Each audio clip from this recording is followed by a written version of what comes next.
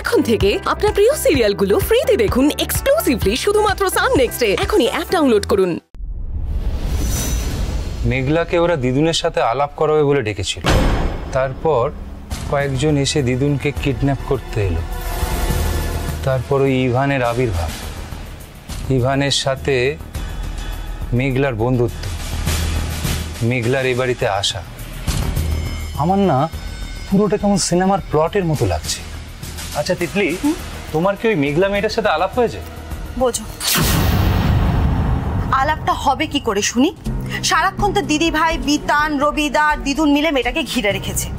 ওর ধারে কাছে যাওয়ার তো সুযোগই পেলাম না। হ্যাঁ, মায়ের ঘর থেকে তো বেরোলো ওই খাবে বলে, তাও আবার মা সাথে নিয়ে বসলো। কথা বলার কি আর উপায় আছে? মা, আমি শুধু দিদুনের কথা ভাবছি। ওই মেঘলা বলে মেয়েটা কি এমন বললো যে তারপর বিতান আর রবিদা মিলে ওই ভদ্রমহিলাকে নিয়ে চলে এলো? আচ্ছা বাবা, মা বাবু কেন এতটা চুপচাপ আছেন? উনি তো দিদুনকে এতটা বাড়াবাড়ি করতে বারণ করতে পারেন। দাদা চুপ করে বসে থাকবে না কিংশুক, একেবারেই চুপ করে বসে থাকবে না। আমার সঙ্গে দাদার কথা হয়েছে। দাদা নিজে লোক পাঠিয়ে ওই ইভান ছেলেটার সমস্ত খবর নেবে। তারপর যখন সত্যিটা সামনে আসবে তখন ওই ইভান ছেলেটার পক্ষে এই বাড়িতে ঢোকা পসিবল হবে না। বুঝলেন বাবা, শুধু না মামা বাবুর উপর ভরসা করে আমাদের থাকলে চলবে না। আমাদের নিজের মতো করে কিছু খবর নিতে হবে, কিন্তু মা বাবাকে না জানি। এটা তুমি একেবারে ঠিক কথা বলেছো কিংশুক। আমিও এই কথাটাই ভাবছিলাম, কিন্তু কোথা থেকে শুরু করব মনস্থির করতে পারছিলাম না। আচ্ছা এই দেখুন বাবা,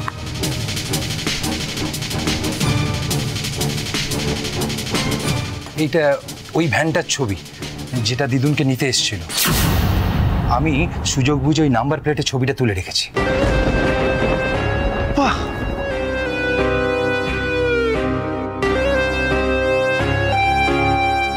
এটা তো তুমি দারুণ কাজ করেছো কিংশুক। ধরো ধরো, দারুণ। আমিও আমার মতো করে কিছু খোঁজ খবর নিয়েছি বাবা। ওই ভ্যানটা না কোনো ট্রাভেল এজেন্সির। বাহ, এই তো তাহলে হাতে একটা সূত্র পাওয়া গেল। এই সূত্র অনুযায়ী আমরা এগোতে পারবো। আমিও তাই ভেবেছি বাবা। যেইভাবেই হোক ওই ইভান ছেলেটার ইতিহাস আমাদের জানতেই হবে। হ্যাঁ কিংশুক, নিজের রক্ত জল করা পরিশ্রম আছে সান্যাল বাড়ির এই ব্যবসায় আর প্রতিপত্তিতে। তাই সবকিছু এত সহজে অন্য একটা বাইরে থেকে আসা ছেলের হাতে তুলে দিতে পারবো না।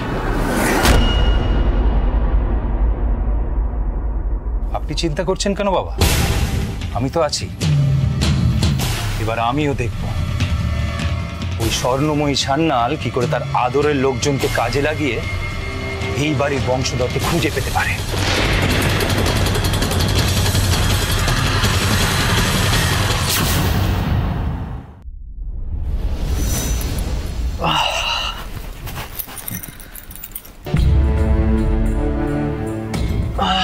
শোনো রবি, আমি না তোমাকে এতগুলো বছরেও মানুষ করতে পারলাম না, জানো তো? কেন? অমানুষের মতো কোন কাজটা করলাম আবার?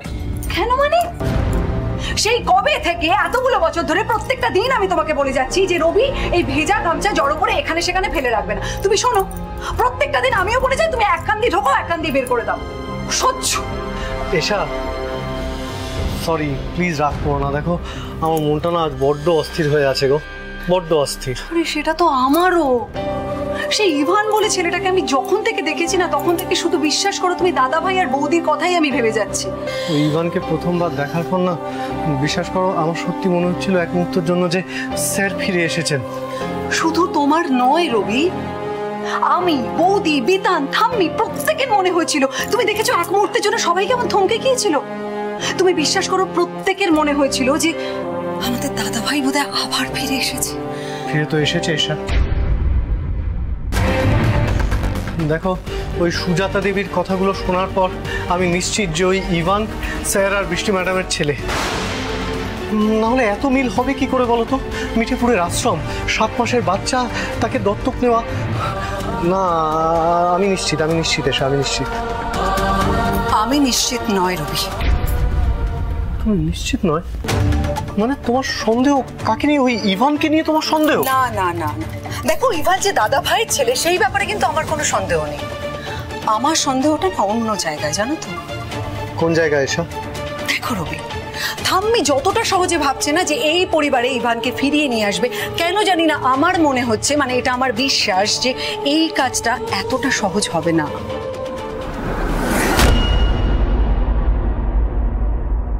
সেটা আমিও জানি এসা। তোমার পিসিমণি, পিসান আর বাবা এরা এত সহজে মেনে নেবে না এই ব্যাপারটা। আর সুজাতা দেবী, যিনি এত বছর ধরে সন্তান স্নেহে ইভানকে মানুষ করেছে, তুই তার কথা একবার ভেবে দেখো তো, সে রাজি হবে এই পরিবারে ইভানকে ফিরিয়ে দিতে এত তাড়াতাড়ি?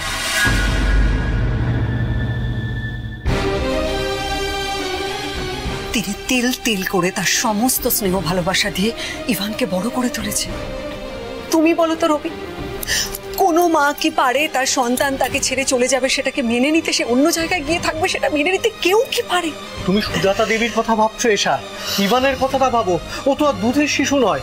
21 বছর ধরে একটা অন্য পরিবারে বড় হয়েছে, অন্য দুজন মানুষকে বাবা মা বলে জেনেছে, তাদেরকে মেনে নিয়েছে, তাদের সাথে সম্পর্ক। আর কাল যখন জানতে পারবে যে ওই চৌধুরী পরিবারের সঙ্গে ওর কোনো যোগাযোগ নেই, কোনো সম্পর্ক নেই, তখন ভাবতে পারছো ওর মনের ওপর দিয়ে কি যাবে? রবি, তার মানে কি তুমি বলতে চাইছো যে ইভানের তরফ থেকে কোনো কোনো আপত্তি আসতে পারে? জানি না, আমি জানি না এসা, আমি সত্যি জানি না। আমি শুধু ঠাম্মির কথা ভাবছি, জানো তো? এতগুলো বছর ধরে অপেক্ষা করেছেন যে ঠাম্মি তার বংশধরকে খুঁজে পাবেন, খুঁজে পেয়েছেন। আর এখন যদি তিনি ওই বংশধরকে সান্যাল পরিবারে ফিরিয়ে আনতে না পারেন, তাহলে না রবি, রবি তুমি আর একটা কথা বলবে না প্লিজ। দেখো রবি, আমি জানি যে তুমি কি বলতে পারো। দেখো ইভান যদি আসতে রাজি না হয় তাহলে থামেকে বোধহয় আমি এটা ভাবতে পারছি না রবি। শান্ত হও, কেঁদো না এসা, কেঁদো না। ঈশ্বর আছেন এসা, তিনি যা করবেন সকলের মঙ্গলের জন্য করবেন, বিশ্বাস করো। শান্ত হও, কেঁদো না।